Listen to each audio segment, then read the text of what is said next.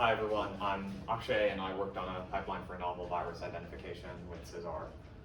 So about me, I said this in the intro, but I'm in a rising sophomore at Harvey Mudd. I'm studying computational biology and music theory, and I did some previous research in high school with a lab at Stanford in population genetics and explainable AI. So some background, first of all. The next pandemic might very well come from the ocean just because of the abundance of marine viruses there. There are more than 10 to the 30 viruses in the ocean, and every 10 to the 23, or every second there are 10 to the 23 infections. So it might very well be that the next COVID-esque pandemic would come from a virus that originated in the ocean, just because there's so much biomass there for viruses to infect. So the outline of the presentation, first I'm going to go over the pipeline as a bunch of computational steps solving little problems, then two strategies, one naive and one based on structural results analyzing proteins for how we could actually find viruses in that process data set, and then going over conclusions with the results to see which of those methods worked out better. I think you can judge from the names which one did actually end up working better, because I called one of the strategies naive. So we're starting with metagenomic data set. And the distinction there is that as opposed to a standard genetic data set, we have a sample where each gene might come from a different organism. So one gene might come from a whale, the next from a bacteria, and the next from the phage that infected that bacterium. So part of analyzing this and trying to find new viruses is going to be figuring out which parts of the genome ended up applying to each little organism, and which ones those might come from viruses that we haven't discovered yet. So this metagenomic data set was collected from the San Pedro Ocean Time series at USC, where Cesar did some previous proteomics work on this data set. And we know some of them might be viral, but of course we don't know all. You'll see there are about 200,000 short read contigs that were assembled from this data set, and we only identify about a quarter of them as viral using proteomics methods. So we want to be able to see if we can use structural methods based on analyzing proteins from gene finding that I'll get into later to identify novel viruses even better than previous methods that might rely entirely on the sequence without considering structural ramifications. So we hypothesized that using that structural information based off of sequence information, but not just directly attributed to sequences, can improve viral identification and tell us more interesting things about the data set. So the first step in that pipeline is using gene finding, and the algorithm we use for this is Prodigal, which was devised, I think, around 2010, and it's a pretty successful gene finding algorithm for the last 14 years. This is, of course, making sure that we can actually get something useful out of our sequences. So we start with our huge jumble of metagenomic data, and here, without worrying about categorizing it by species, we're just going to segment it by open reading frame and see which of those might correspond to an actual gene, and we're going to do this throughout the whole data set to figure out some small manageable chunks that will tell us something useful about the data set. Later on, we'll translate these genes into proteins and do some structural and sequence-based analysis, and that brings us to the next step of protein clustering. So previous research has shown that protein clustering is able to tell us a variety of things about how proteins might act in a chemical sense. That's that first group there. Some subcellular localization on this side, and whether they're water or fat soluble. And there are some other properties there. So this method was using a self-supervised learning approach based entirely on sequences and not at all considering how proteins fold. But considering the past few years we've made such great advancements in protein folding, we might be able to do even better than this, and this is already pretty good. So the way this works is it's going to look at the sequences of each protein that we get from our gene finding, and then group them, cluster them essentially by sequence similarity. These are dimensionality reduced plots, so they're not as detailed as the results that we might expect, which goes to show how powerful this method could be. And as I said, it's been shown in the past to be very successful for functional classification or subcellular localization or what have you, without needing to resort to any analysis of the structure of a protein. We can do this entirely based on sequences. So the hope might be that this is enough with gene finding to tell us enough about what we need in the metagenomic data set to identify new viruses. So this is what I'm going to call the naive approach to novel virus identification, based entirely on gene finding and protein clustering and a ton of text processing. So the output of our Prodigal gene finding and MMSeq2 clustering is going to give us basically two lookup tables that we can use to learn about our data set. So the first one is going to group each cluster by a representative gene. It's not too important that you can read the details, but essentially what we have is a gene that represents each cluster, and then a list of the genes that are in that same cluster. So maybe this 1_3 cluster has these 10 proteins associated with it, and the label is just that first member of the cluster, same with 1_4, and some of the clusters will be really small. For example, 1_1 only has one protein associated with it, because this protein, according to MMC2, is just so unique that only one protein belongs to its cluster.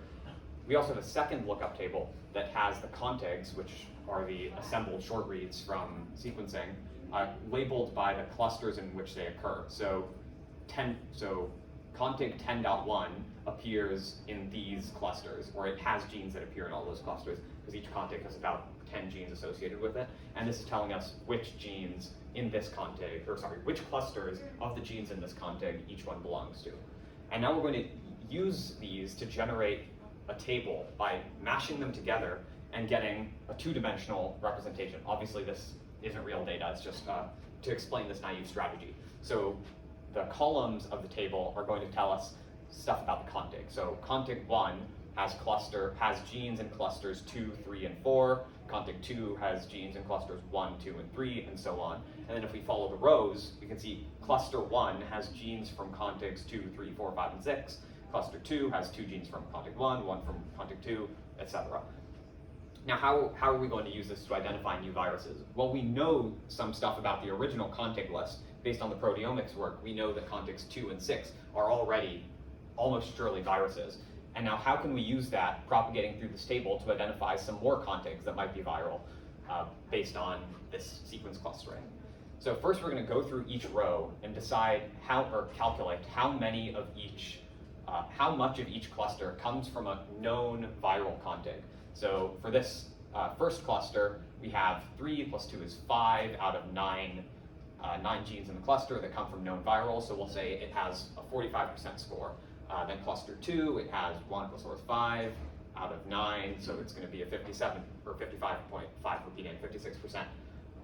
And we go through and we do that for each cluster, and that tells us how much of each cluster belongs to a known viral contig. Now we're going to use this, we're going to pick an arbitrary threshold and say everything above some number counts as a viral cluster. So if a cluster has, here the threshold is 50%, if this cluster has more than 50% of its genes coming from known viral contigs, we'll call that a viral cluster. And now we have a new cluster that we've identified, and we can look at the new contigs it's predicted based on those. So obviously we can ignore the 2 and the 6 because we already know those are viral. But contigs 1 and 4, they could be new predicted viral. But this really isn't enough, because imagine if we had 2 here, but then 10 in this cluster and 11 in this cluster. Well, just because a few of the genes in that cluster look like they might come from viral contigs, that doesn't mean we can actually call this a viral contig. So we go through and do a second round of computations that tell us, oh, in this contig, half of the genes belong to a predicted viral cluster, and this one only a third. So we do another round of computations, set a new arbitrary, well, it is arbitrary, but we set a new arbitrary threshold and we say, aha, now we have a new predicted viral contig that we've sourced from our known viral contigs, and we've been able to go through all these steps and find a new predicted viral contig. So that's how the naive strategy works, and let's see how it did.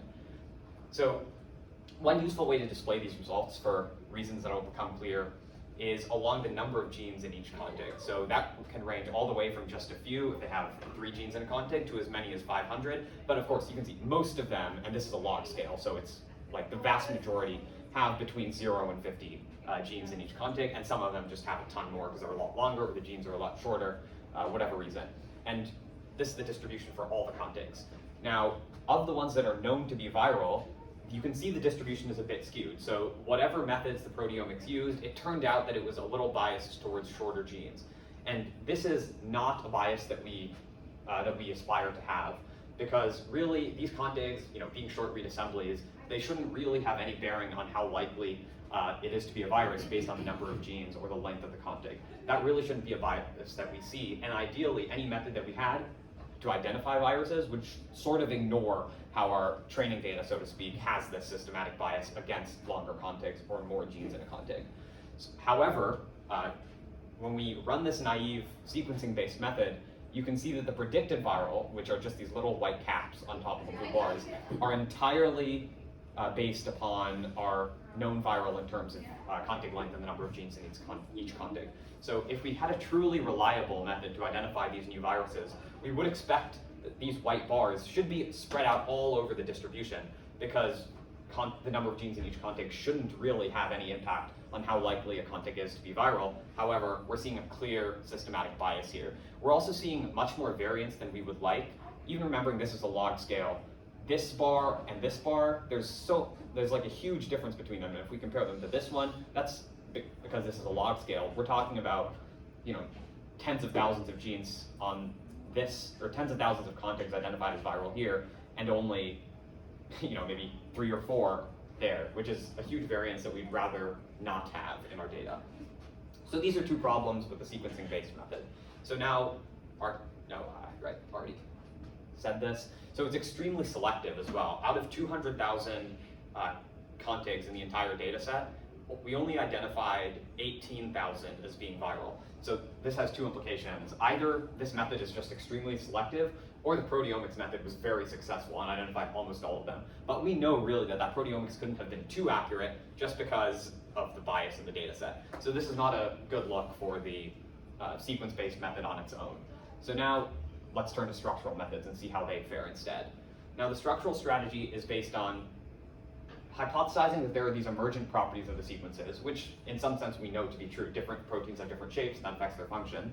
But we're specifically assuming that they can be clustered in some sort of higher dimensional latent space in a way that allows us to gain insight into whether they're viral or not, right? A viral protein might look very different from a mitochondrial protein in a human, for example. And we would expect to be able to see that through some computational method. So we're going to be comparing the folded proteins in our metagenomic data set. Once we've gotten them from gene finding, we've clustered them, now we're going to send their representative, now we're going to send them towards a PDB data set and try and compare them to known viral proteins and see how similar they are structurally, not sequence-based. Because we think that structure could be evolutionarily conserved while the actual sequence goes off and does whatever it wants, right? In our larger fitness landscape, the peaks probably correspond to structure, is our hypothesis, rather than exact sequences, because it's a structure that determines function more than 1 or 2 amino acids. So the details are, we're going to start with known viral proteins, for example, a known membrane protein from COVID or some capsid protein, and we're going to get its structural information from PDB. And this is literally just a list of, for each atom, what its coordinates are. So entirely structural, not really caring about the actual atoms and their chemical properties themselves. Then we're going to use fold-seq, which allows us to compare structural similarity. Those are just the parameters we use for the search to get similarly folding sequences. So all the sequences, even though they might be totally unrelated letter by letter wise, they could be similar structurally. And then we're going to match those with the representative sequences. So these were, for each cluster, the label that was associated with them based on what was the most central to that cluster. And then we'll label the contigs as proteins directly based on how similar they were to known viral proteins. That should be label contigs as viral directly, without having to go through this whole process of comparing the percentages of clusters and predicted viral contigs. We can just compare the structural results. So here's what we've got there. As you remember here, all contigs, and we have them as a histogram by the number of genes in each contig. We have a known viral, and remember, the previous one was very biased and it had a lot more variance than we would expect. But with this new structural method, we have an entirely new facet of proteins, predicted viral proteins that we've identified, and we also see a lot less variance. So when we compare it, I mean, it's very stark just looking at the difference between the structural and sequence-based methods. The structural prediction is really reducing bias. It's not at all sticking haphazardly to the first blob of known viral, whereas this one, there's nothing here. Here we can see some actually predicted ones. There's also a lot less variance. You can see this one, because it's a log scale, as this grows larger and larger, that really means they're about the same size, as opposed to this one, where there's too much variance in the size of the white bars. We actually find that the structural method is even more selective than the sequence method. So while the sequence method predicted 18,000 novel viral contigs, the structure only predicted 9,000, and this is, remember, out of a total of 200,000 with about 125,000 unknown.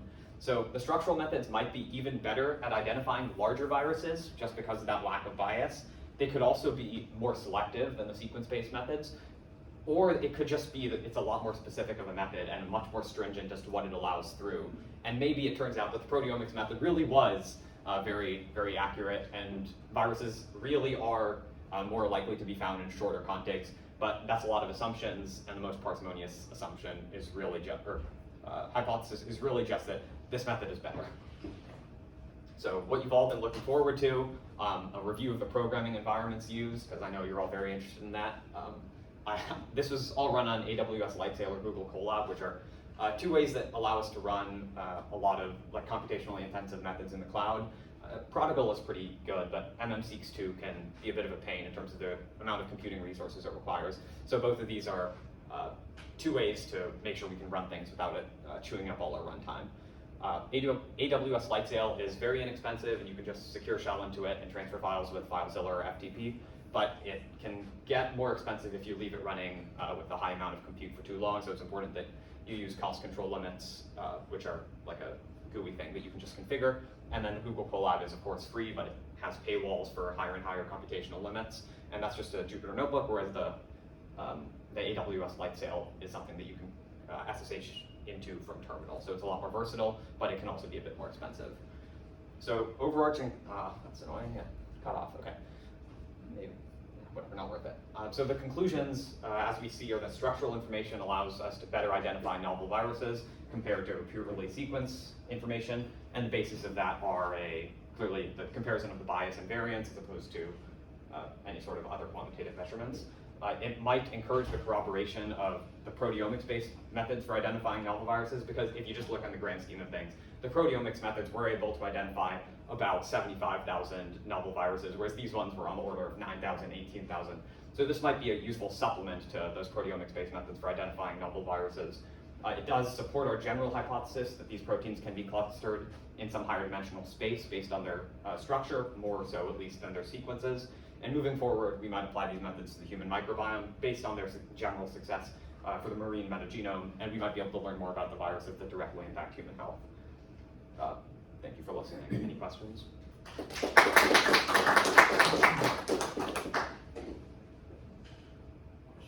I have two questions. So one is more data-driven, the other is more abstract. Can you go to the frequency distribution of your Yes. Oh, this one. yeah. This is good. I don't know of any virus that has more than 100 genes. Oh, okay. Well, first of all, the contigs might be intersections of assembled genes.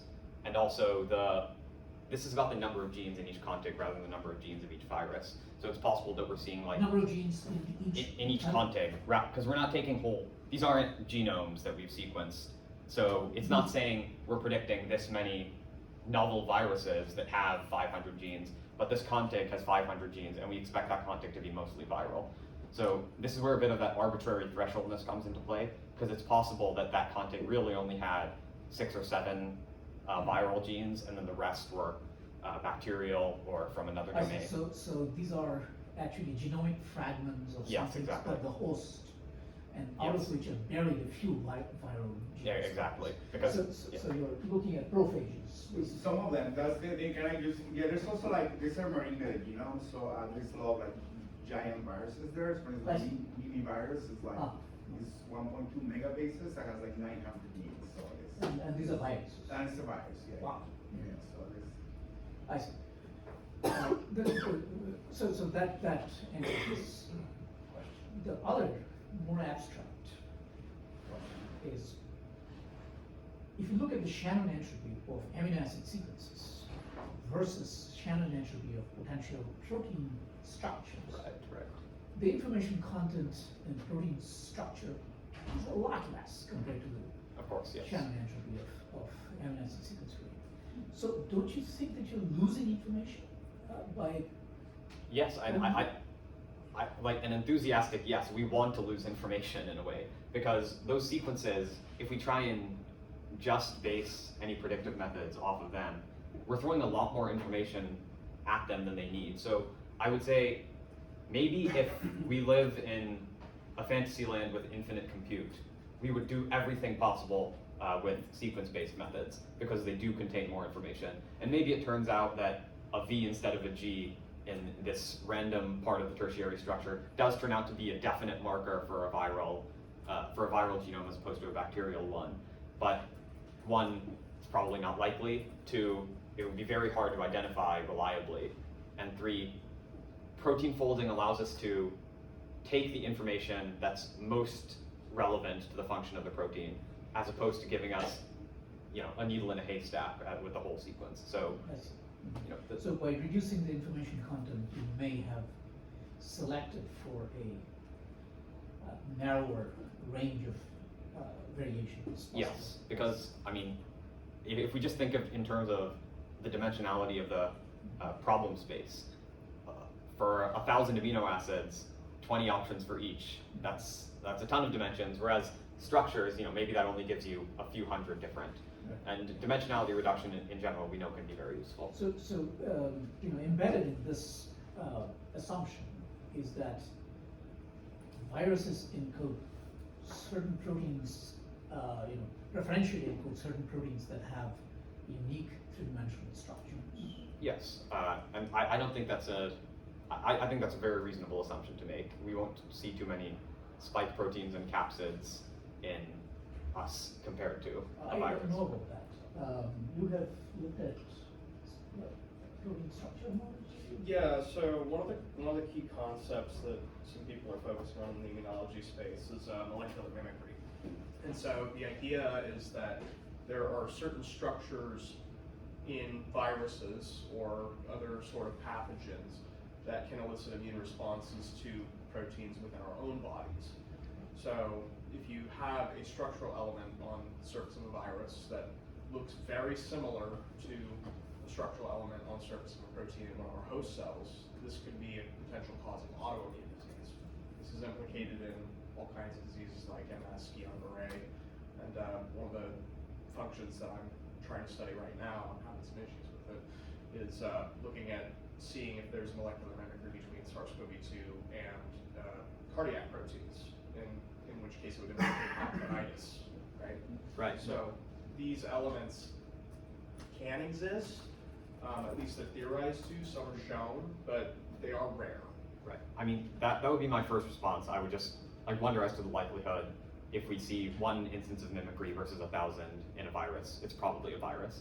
And even without that, I would say that this is a generally large problem with this analysis because we are working on unidentified data. We don't have a ground truth to compare. So I can't say, oh, well, we showed that the structure method is actually a lot more specific and selective, and its positive predictive value is 90%. I can't say that at all because we don't have this isn't a labeled data set we're working with. But this would definitely be a large problem if we tried to apply these methods to the human microbiome, for example, if it turns out that there are human enzymes or something that look very similar to viral structural proteins. So yeah, it's a good point. One of the things that I'm curious about, so obviously you're trying to find hits that are true, which is why you're interested in losing data. Yeah. Good. So in terms of expanding that scope, so by losing that information, you may be neglecting all kinds of other information that could be viruses, because we just haven't seen things like that, considering the size of the virus in the ocean that you Definitely. So how would this work be expanded in that kind of direction to sort of get the weird ones? Right.